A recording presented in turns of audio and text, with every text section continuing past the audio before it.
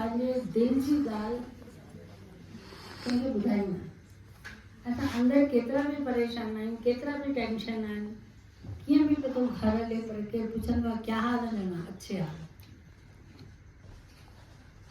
ये जो अपन बोलते हैं ना अच्छे हाल है, ये मतलब अपन दुनिया को बताते हैं कि अंदर तो क्या चल रहा है वो आप क्या जानो, लेकिन बोलना पड़ता है अच्छे हाल। तो गुरु साहब का एक भगत है, वो गुरु साहब को सामने बोलता है गुरु साहब आपने मुझको बहुत दुखी किया। गुरु साहब को बोल रहा है गुरु साहब आपने मुझको बहुत दुखी किया। क्यों दुखी किया है? क्योंकि वो भगत ऐसा है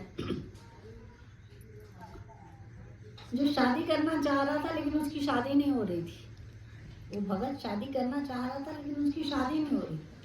अब उसकी शादी नहीं हो रही थी तो वो बहुत दुखी था। अब वो भक्ति भी कर रहा है तो उसका मन लग रहा है कि पहले मेरी शादी हो जाए तो फिर मैं भक्ति करूं, क्योंकि ऐसे लगता है अपन भक्ति से जैसे उठें तो अपन को गरम गरम खाना मिल जाए। तो खाना बनाने वाली भी तो चाहिए, और वो खाने बनाने वाली भी वैसी हो जो भगत को खाना खिलाए। सबको तो सबको खिला सकता है, लेकिन भगत को खाना खिलाए। तो अपना जो धन्ना भगत था ना, वो धन्ना भगत गुरु साहब को बोल रहा है गुरु बाबा मैं तुम्हारा दुखी भगत हूँ। दुखी मतलब समझते हो, शरीर से दुखी नहीं। जिनका मन दुखी होता है ना वो बात कुछ और होती है। मन इतना दुखी होता है कि चेहरे पे बात आ ही जाती है कि ये दुखी है। तो ऐसा दुखी, अब दुखी है तो भगवान से क्या क्या मांग रहा है? मैं तुम्हारा दुखी भगत हूँ, जो जीव तुम्हारी भक्ति करते हैं। ध्यान दीजिएगा वो बोल क्या है। जो जीव तुम्हारी भक्ति करते हैं तुम उनके कार्य पूर्ण करते हो। ये बात पक्की है, पक्की है। अपना आपको बताऊं, एक डॉक्टर ने, अब डॉक्टर तो आपको पता है डॉक्टर बोल देता है भाई बाकी थोड़े दिन जिंदगी है तुम्हारी।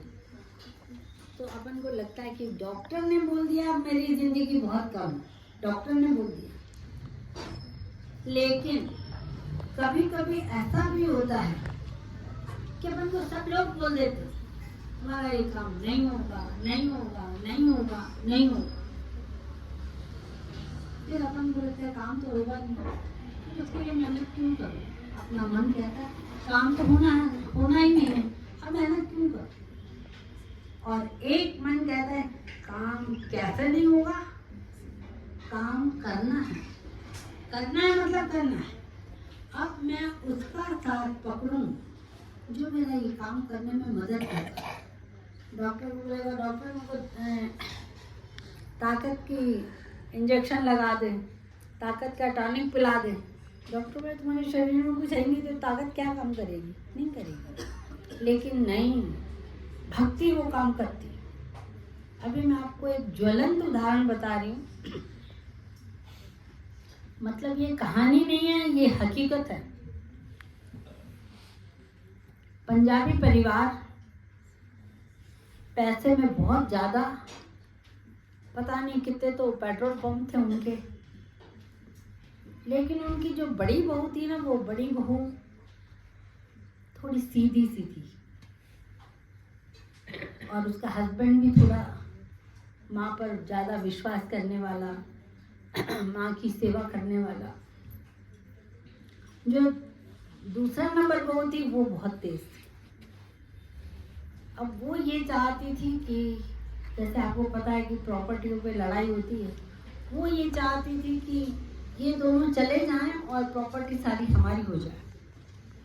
उसने अपनी सास को अच्छे से पढ़ा दिया, उसने अपने सास की बहुत सेवा की, बहुत सेवा की।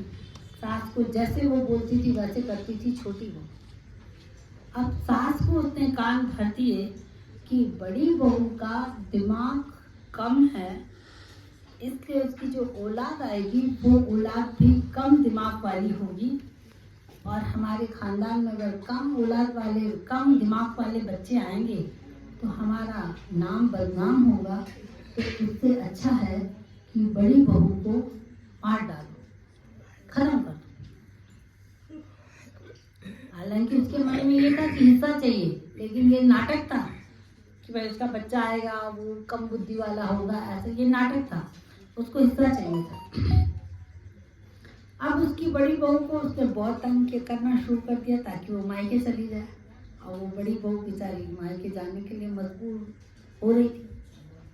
अचानक किसी महापुरुष से उसकी मुलाकात हो गई, बड़ी बहू की। बड़ी बहू की मुलाकात हो गई महापुरुष से, तो महापुरुष को बताया, बोला बाबा ऐसी ऐसी बात है। उसने बोला एक काम करो, तुम कुछ मत करो, तुम एक सुखमनी साहब का पाठ साहब ऐसा करो कि सूरज निकलने से पहले आपकी सुखमनी साहब की समाप्ति हो जाए। लगभग 2 सवा 2 बजे तुम सुखमनी साहब के पाठ पे बैठ जाओ, तुम्हारा कोई बाल बांका नहीं कर सकता। उसको लगा था बस सुखमनी साहब पे पाठ करने से इतनी बड़ी समस्या। अब इसने सुखमनी साहब का पाठ साहब शुरू किया। अभी 2 दिन हुए तो उसने देखा कि उसको जो खाने की थाली परोस के दी थी ना, उसको मन जैसे चाट मसाला डालते हैं, अम्बचूर डालते हैं, चाट मसाला डालते हैं, वैसे उसकी सब्जी में जहर बुरक कर दिया ताकि वो खाए और मर जाए। सुखमनी साहब के पाठ साहब को 3 दिन हुए। इत्तेफाक से गुरु साहब ने ऐसी व्रत बनाई कि वो खाना खा ही नहीं पाए, उनका वो प्लान फेल हो गया। अब इसने सुखमनी साहब अपना शुरू कर दिया। 2 महीने हो गए, 3 महीने हो गए। इन 3 महीने में उसको बहुत तंग किया। 3 महीने हो गए, 4 महीने हो गए, 5 महीने हो गए, 6 महीने हो गए। अब ये उस बाबा को बोली, बाबा सवेरे 2 बजे उठ के सुखमनी साहब करना मजाक वाली बात नहीं। ये गुरु साहब बहुत कम लोगों को बुद्धि देता है कि विरले कि 2 बजे उठ के सुखमनी साहब का पाठ करें। बाबा ने बोला बस तुम्हारी मंजिल तुम्हारे करीब है, तुम चिंता मत करो, तुम पाठ करो, पाठ को छोड़ो नहीं। तो पाठ छोड़ा नहीं। 11 साढ़े 11 महीने हो गए। अब उसकी सास उसको देवी मानने लगी और उसकी हर बात मानने लगी। और वो उसको बता रही है कि मैंने तुमको ऐसे ऐसे जहर डाल के दिया था, मैंने तुम्हारे साथ जानबूझ के ऐसे किया था कि तुम हमारे घर से निकल जाओ। तो उस बहू ने बोला कि मेरे को भी तो भनक लग गई थी कि आप लोग मुझे अलग करना चाह रहे हो, लेकिन मैंने भी सोचा कि जिस पर गुरु साहब का हाथ है वो कैसे परेशान हो सकता। मैंने सुखमनी साहब शुरू करी और आपको पता भी नहीं चलता होगा कि मैं अपने रूम में 2 बजे सुखमनी साहब का पाठ करके फिर सो जाती थी। किसी को पता ही नहीं चलता पाठ करती है कि नहीं करती। और वो जो उसको प्रॉपर्टी मिली थी वो प्रॉपर्टी उसको देकर और अब उस बड़ी बहू को पूरे खानदान की देवी मानते हैं। जैसे वो बोलेगी वैसे होगा, जो वो चाहेगी वो होगा, जैसे वो चाहती है वैसे करेगी।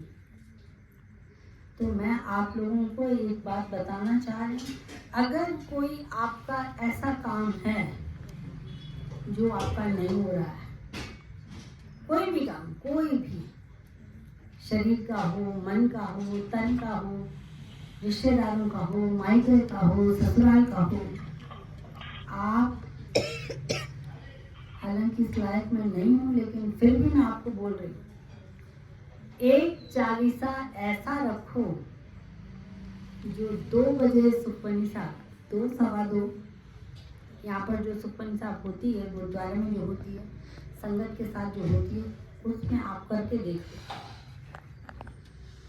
11 दिन में तो आपको रिजल्ट आता हुआ दिखाई देगा, लेकिन 40 दिनों में आपका काम हो जाएगा, 100% हो जाएगा। दिक्कत आएगी। 2 बजे उठना कोई मजाक की बात नहीं। और पता है 2 बजे जब अपन उठते हैं ना तो कलयुग अपना बहुत पीछा करता है। कभी कभी तो पता है ऐसा दिखता है कि नल खुला हुआ है, नल में से धारा निकल रही है, लेकिन बाल्टी में पानी इकट्ठा नहीं हो रहा है। आप ये सोच सकते हो कितनी बड़ी बात है। नल में से पानी निकल रहा है, दिख रहा है। अगर आप उस पानी को ऐसे हाथ लगाओगे तो उस हाथ में आपका हाथ गीला होगा, लेकिन बाल्टी में पानी इकट्ठा नहीं हो रहा।